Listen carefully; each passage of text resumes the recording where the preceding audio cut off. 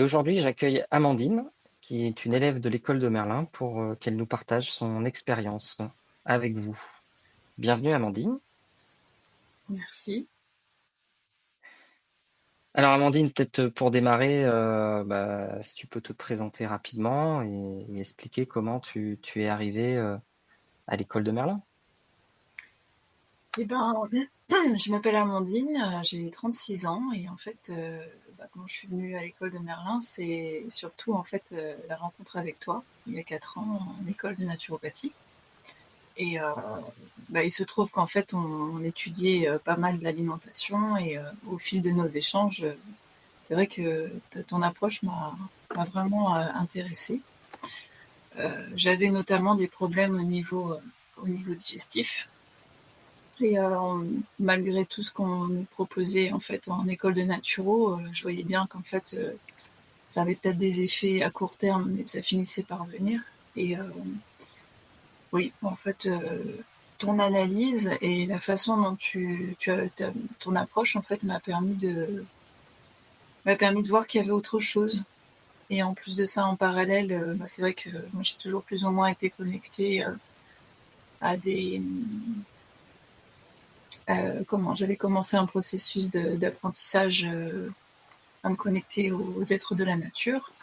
Et j'apprenais en fait avec une femme à travailler sur des problématiques générales et au travers des plantes demander en fait à des êtres de l'autre côté de travailler pour moi. Et donc là aussi, tu m'as permis de comprendre en fait les raisons pour lesquelles ça me coûtait autant en termes d'énergie. D'accord. Et, alors qu'est-ce que justement t'as appris à l'école et comment ça s'est fait le processus, comment tu l'as vécu? Qu'est-ce que j'ai appris à l'école? En fait, à l'école de Merlin, c'était surtout apprendre à se connecter à un chakra à la fois. Euh, Moi, j'ai bien aimé cette approche-là parce qu'en fait, ça permettait aussi de comprendre euh, le centre énergétique. Qu'est-ce que ça t'apportait? À quoi c'était relié? Sachant qu'à chaque fois, j'ai eu des problématiques qui étaient surtout liées à des épreuves qui me permettaient de dénouer en fait je sais pas si on peut dire des nœuds, mais des problèmes que j'avais dans ma vie de tous les jours. Et en fait, là, c'était l'occasion de mettre un peu les spots dessus. Et donc, comme en fait, on prenait pas le tas de nœuds complet, mais on prenait un nœud à la fois et on apprenait en fait à le, à le dénouer. Je suis désolée, je dis toujours le même vocabulaire. Mais du coup, c'était plus facile en fait de comprendre et d'analyser et de voir en fait que ça fonctionnait.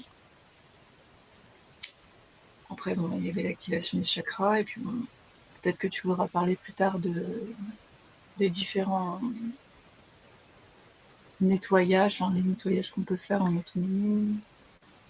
Ouais, bah après c'est surtout aussi par rapport à ton expérience, parce que c'est vrai que d'un point de vue énergétique,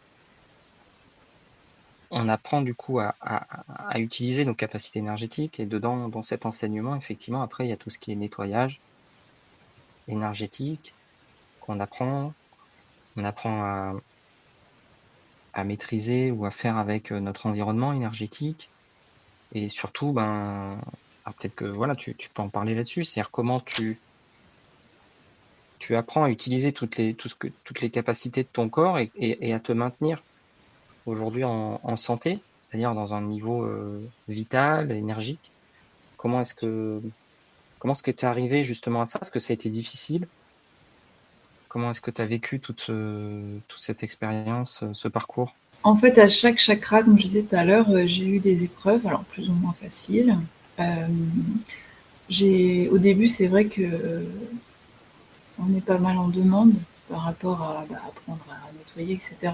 J'ai compris en fait avec le temps que le nettoyage, on a besoin d'être connecté à différents chakras pour pouvoir utiliser en fait ces énergies et s'auto-nettoyer. Donc en fait, ça demande aussi de la rigueur en termes de connexion. Donc ça a été un peu difficile parce que c'est vrai que dans la vie de tous les jours, quelquefois on se trouve aussi prise dans le quotidien. Ça a été j'ai mis un moment en fait à prendre cette habitude-là. Et après, aujourd'hui, j'avoue que c'est vraiment appréciable de voir que j'ai une impureté, j'arrive quand même à être relativement autonome, même si quelquefois je fais appel à toi quand même encore sur certaines choses où j'ai vraiment du mal en fait à être neutre sur la façon d'analyser. Mais sinon, ouais, le fait de pouvoir s'auto-nettoyer, de pouvoir nettoyer ma maison, mes animaux, mon terrain, enfin, ouais, j'avoue que ça, c'est génial. Et surtout, avec les expériences au fil des mois et des années maintenant qu'on travaille ensemble, c'est vrai que c'est chouette de voir qu'on peut arriver à des résultats qui sont visibles, en fait. Alors, si tu avais un exemple à donner marquant pour toi, Moi, j'ai envie d'en donner deux. Le premier, notamment vis-à-vis de mes intestins. Quand on a commencé à travailler ensemble, j'arrivais pas, tu m'expliquais, mais en fait, c'est vrai que c'était difficile de comprendre le lâcher prise, en fait. Et j'ai compris que c'était mon besoin de contrôle constant, de maîtriser, parce que j'avais peur de l'inconnu, quoi. Donc, au fil du temps, j'ai bien vu que mes intestins, ça allait mieux. Mais c'est vrai que c'est difficile, en fait, de se dire oui, c'est dû à l'énergétique, parce que bon, ça reste quand même, au fil du temps, on change d'alimentation, on va vers plus de sport, etc. Et bon, il y avait des résultats, mais du coup, c'est vrai que c'était difficile de dire que c'était lié à l'énergétique. Et, euh, et donc, je me souviens de cette fois-là où j'avais un rendez-vous chez le dentiste parce que j'avais une grosse carie à gauche de la mâchoire. Et donc, en fait, prise un peu dans les tourments familiaux, on va dire, j'ai pas pu aller en fait à mon rendez-vous parce que mon chat en fait a fait une crise, il était vraiment très mal. Et donc, je l'ai emmené d'urgence chez le vétérinaire. Et donc, en urgence, je t'appelle en me disant, bon, Barthélémy, j'ai vraiment besoin d'aide parce que j'ai vraiment très mal. Est-ce qu'on pourrait essayer de voir au niveau de ma dent pour enlever l'impureté énergétique? Et à la fin de la séance, je t'ai demandé si on pouvait éventuellement colmater, pourquoi pas, la dent. Ça m'a plu, donc voilà. Donc, on a travaillé sur ça. Et donc, le temps passe, la douleur est partie. Et 3 semaines, un mois plus tard, je vais chez le dentiste en me brossant les dents. Je t'appelle en urgence, ils ont Barthélémy, c'est fou, je crois que ma dent, elle s'est réparée toute seule, quoi. Et alors, par chance, j'avais pris une photo avant-après. Et donc, arrivée chez le dentiste, je lui demande de regarder. Non, elle était très sceptique. Elle a quand même, elle est presque à l'heure de la retraite, donc elle en a vu en fait des dents, hein, et elle me disait bon, t'es pas très ouverte à tout ça. Et en fait, au vu de la photo que je lui ai présentée et de la carie qu'elle pouvait constater, elle était en fait abasourdie en me disant ouais, en fait, vous avez refait de la dentine, quoi. Donc c'était génial de comprendre que toute la théorie que tu m'apprenais, tu vois, sur le fait d'aller chercher l'impureté, de comprendre en fait la problématique qui est derrière, de l'accepter, donc d'accepter de voir les choses telles qu'elles sont, de pouvoir enlever ce problème-là et de pouvoir le colmater. Waouh, c'était, pour moi, c'est, enfin, quand j'en reparle, j'ai encore cette sensation d'être dans un monde magique, quoi. oui, c'est vrai que du coup, tu avais le résultat derrière, voilà, qu'il s'est passé quelque chose, quoi. Mm. Mais c'est vrai que c'est toujours difficile parce que là, c'est un bon exemple parce que tu as eu la réparation qui a été assez rapide. Et c'est vrai que lorsqu'on répare son corps énergétique, euh, ça a beau être instantané, le corps va avoir du temps, va avoir besoin de temps pour réparer, même si on lui donne toute l'énergie dont il a besoin. Et donc, des fois, ça peut être très long. Et là, pour le coup, c'est vrai que bon, la dent s'est réparée assez vite. Alors, de ce que j'ai compris, tu as toujours le trou de l'émail, mais toute la partie vivante du corps, enfin de la dent, c'est à cicatriser. Oui, en fait, il me reste encore un petit trou à la surface de la dent, ce que la dentiste appelle une carie sèche. C'est rien à côté de ce que ça pouvait être au début, c'est sûr. Et c'est vrai que c'est symbolique pour bien comprendre que, effectivement, on a des pathologies qui se développent parce que il y a une impureté, il y a un déséquilibre, on va dire, énergétique qui fait que les organes localement n'ont pas l'énergie suffisante pour se maintenir en santé. Et que donc, si on remet de la lumière dedans, on répare le corps énergétique, eh bien, il n'y a pas lieu que cette pathologie perdure. Et donc, on redonne l'énergie au corps pour qu'il puisse se réparer, tout simplement. Et ça se fait effectivement naturellement. Et c'est bien effectivement de l'expérimenter, parce qu'à ce moment-là, on n'a plus besoin de l'expliquer, et c'est vrai que ça, il faut le vivre. Non, puis c'était intéressant aussi parce que ça avait tellement d'impact, mais dans le sens où, en fait, j'ai choisi d'emmener mon chat en urgence chez le vétérinaire, ce que tout être humain, en général, a tendance à faire. Mais c'était intéressant de voir que du jour où Madan a commencé à... Alors, pas du jour, mais parce que je peux pas vraiment dater exactement, mais mon chat, il a commencé à aller mieux. Et c'est vrai que c'était assez intéressant de voir que sa crise était au moment où moi, j'avais vraiment le plus mal, quoi.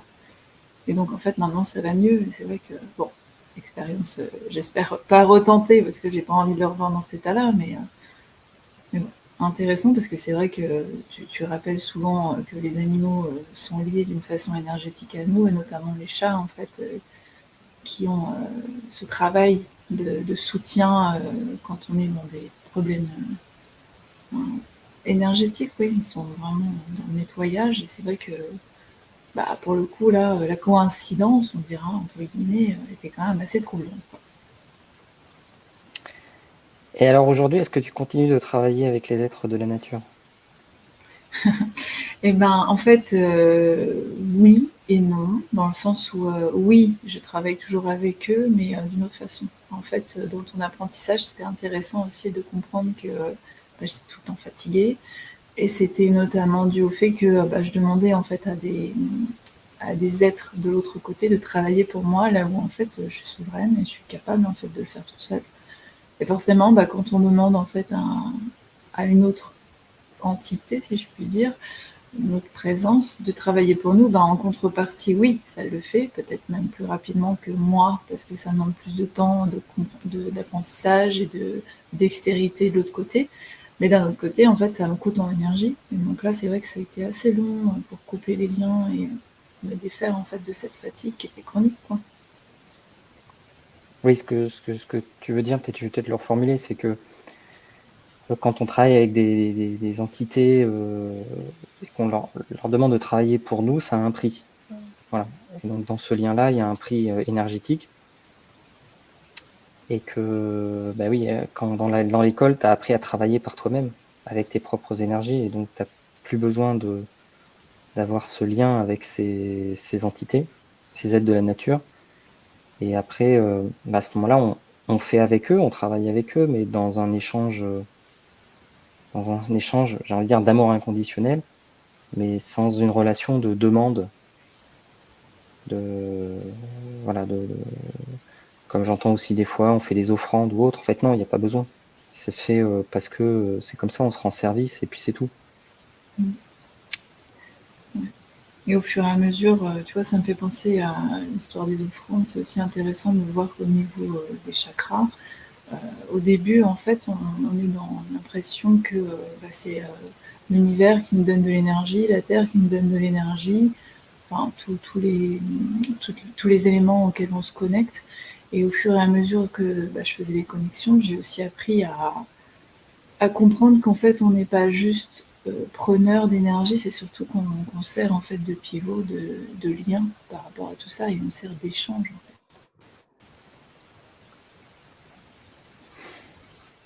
Oui, c'est tout un cheminement, effectivement, de son rôle, de voir ce qui se passe en nous et notre rapport, effectivement, à la nature. Mm. Mm. Donc, au final, après tout ce parcours-là, ces expériences, qu'est-ce que tu aurais envie de dire aux personnes qui nous écoutent? Bah, en fait, c'est assez intéressant de voir que la raison pour laquelle j'ai commencé à travailler avec toi, c'est parce que je voulais vraiment augmenter mes capacités, mon troisième œil, etc. Capacité de visualisation. Et en fait, au fur et à mesure de ces connexions, de ce parcours, je me rends compte que c'est surtout du bien-être que j'ai réussi à acquérir. Et j'irai même plus loin, c'est plus du mieux vivre en fait. Et c'est parce qu'on apprend à accepter qui on est, à voir les parts sombres et surtout à les, je n'irais pas jusqu'à dire les transcender, mais accepter en fait tout ce qui fait partie de nous et, euh, et accepter les choses telles qu'elles sont, que nos capacités en fait augmentent. C'est vrai que pendant un temps, le troisième œil, je l'avais un peu mis de côté parce que j'avais compris en fait plus ou moins ça. Et aujourd'hui, je suis contente de voir que j'avais l'impression de stagner à ce niveau-là et quand je vois tout ce que je peux faire aujourd'hui, c'est génial, quoi. Bah, merci pour ce témoignage. Est-ce que tu vois autre chose à rajouter? Non, pas pour moi, ça va. Bah écoute, je te remercie. Ah, merci à toi en tout Et cas. puis bah, de toute façon, si les auditeurs ont envie d'en apprendre plus, ils peuvent me contacter, aller voir sur le site internet et puis expérimenter par eux-mêmes tout simplement pour découvrir ce qui se passe dans l'école de Merlin et peut-être te retrouver aussi dans les réunions de groupe. Merci Amandine. Merci Barthélémy.